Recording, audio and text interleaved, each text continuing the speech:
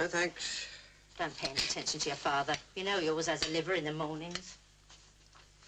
Why does he always take it out on me? Well, he's your father. You shouldn't have spoken to him like that. He's kept a roof over our head all these years. You should show some gratitude. Sure, I'm grateful. Well, I never. Right on our doorstep, as you might say. What? What are you talking about? Look.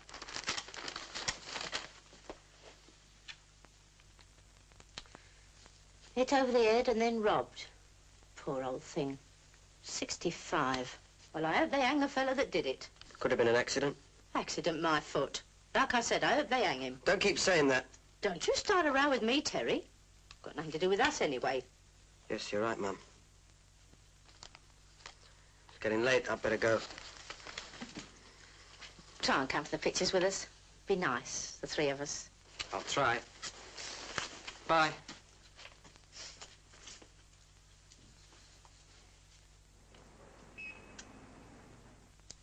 The fact remains you were not at home last night. That's what I said. Where were you? I keep telling you. Well, tell me again. Oh, no. Come on, man. I spent the night with a dame. Her name? Lucy Bell, 32 Lower Riverside Road. She's known as Dimples. Dimples? Not what you think, Inspector. She happens to be a dancer with special qualifications, you know. Come off it, copper. You've been down a club enough times. You know as well as I do. Hardly. But go on. Well, I happen to be her manager, and I was looking after the act, you know. All evening? All evening. You've got to protect your investment, you know. And you never left the club the whole time? May I be struck down? Well, don't drop yet. I haven't finished with you. I suppose you can provide suitable witnesses? Of course. There was the barman and Jacko Fielding. They both saw me. Anybody else? Well, let's see. The place was packed. There was Ted Calvin, Bill Vigo, Frankie Payne. This is a hanging case, Joe. An old man, a helpless old man of 65 was killed and robbed. You're not listening, are you, Joe? What? I said anyone else there? No, nobody I knew. Have a cigarette? You've got quite a record, Joe. I should think the next time you're up, they'll very likely throw the book at you. Yeah, you trying to blackmail me? Now, Joe, that's against the law. But I can ask for your help. It'll go well with you if you happen to remember anything. Yeah. Well, I've told you all I know, and if you don't mind, I think I'll be going now. All right. You can go. But don't go far away, will you? If you must know, I have an appointment with my trichologist. Oh, you know, a hair specialist. It stops it falling out when you're worried. Want the address? Thanks for having me. He's got a ruddy cheek, sir. Shall I put a man on him? No, Joe Lucas is a born liar, but he's not the type to kill an old man for a few pounds. Joe's the sort who lets other people do the dirty work and then takes a cut. I've an idea he thinks he knows who it is, but he'd never tell us. It's like looking for a needle in a haystack. Years ago, you looked up records, and in a matter of hours, you could put your finger on him. But nowadays, it could be anyone. Anyone at all. Why don't you take a breath of fresh air, sir? Do you good. Oh, not a bad idea, Sergeant. We'll take a ride through the jungle. Right, sir. No, we won't take a squad car. We'll take mine.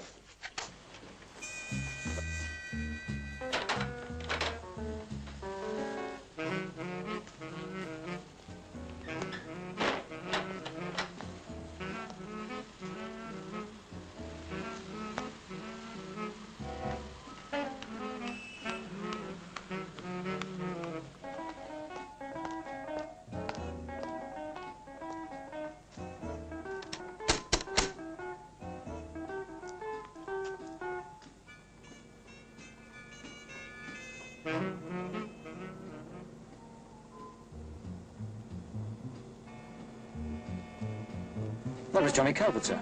Was it? Yes? Mrs. Collins, Yes? What is it? I'd like to have a word with you. It's about Terry. Terry, come in.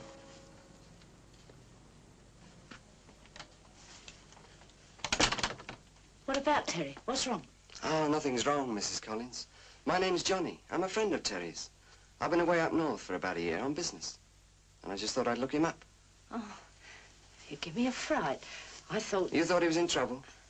I don't know what I thought. No, he's not in any trouble.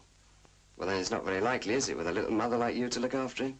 Oh, well, you'd better come inside. I just made a cup of tea if you'd like one. Yeah, I would. Very much. Sit down and have a warm, Mr... Johnny, just Johnny. Oh, I see you're doing the pools. Treble chance or easy six. That's what the ladies usually go for. Oh, no. Treble chance for me. As much chance of winning that as anything else. Sugar? Yeah, one and a bit, please, love.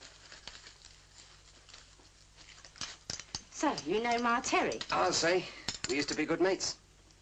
What's he doing with himself these days? Oh, he's got a good job at the Star Garage. Well, good enough for the time being. He's looking around, trying to better himself. Looking for something more in the artistic line, if you see what I mean. Yeah, yeah. He's very sensitive, you know. Oh, he's sensitive, too. Takes after you, of course. Well, I suppose he does, really. I used to be very good at that sort of thing at school. Of course, that's a long time ago. Get away. And he's very good at figures, too. Usually helps me with the pools. He knows all the teams, who plays centre-back. Has he ever won anything? Oh, no. That's just luck. We don't seem to have much of that. Well, you put Chelsea down for a draw this week and see what happens. Do you think so? And don't tell him I told you. It'll be our little secret. All right. In fact, if you see him before I do, don't tell him I called. I'll surprise him. We'll have a party on the winnings, eh? Will you do that? I shan't say a word. Marvellous. Now I can see why Terry spoke so much about you. Thanks for the tea, love. I'll see myself out. Bye.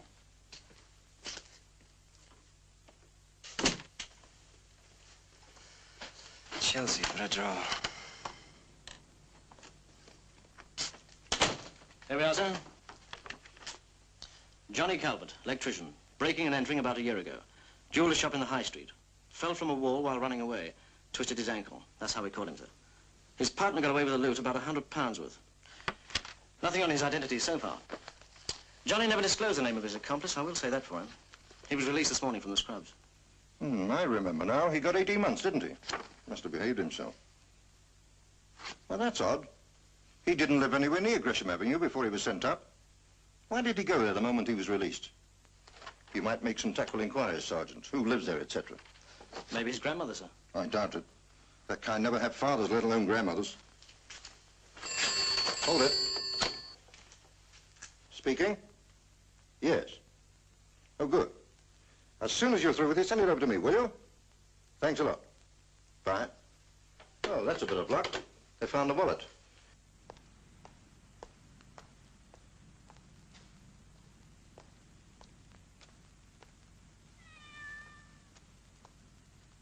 Jacko in yet? He ain't out of bed yet. Come on, me darling. Open that. What's with the car? His sidekick bolted in. What, Terry? Well, you know what it's like when the master cracks the whip. The dog jumps through the hoop. That's a good one, that is. Do you mind? I bruise easy.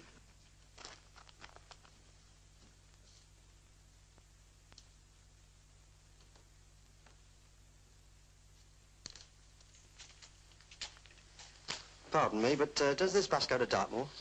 What do you want? Or are you waiting for the Lord and Master? Very funny. Not very. How's the arm? All right. Ooh, touchy. Sleep badly last night? Why don't you take a jump? That's not very nice, is it? Here, why don't you take one of my pills? Good for the nerves, they are. Now, look at me.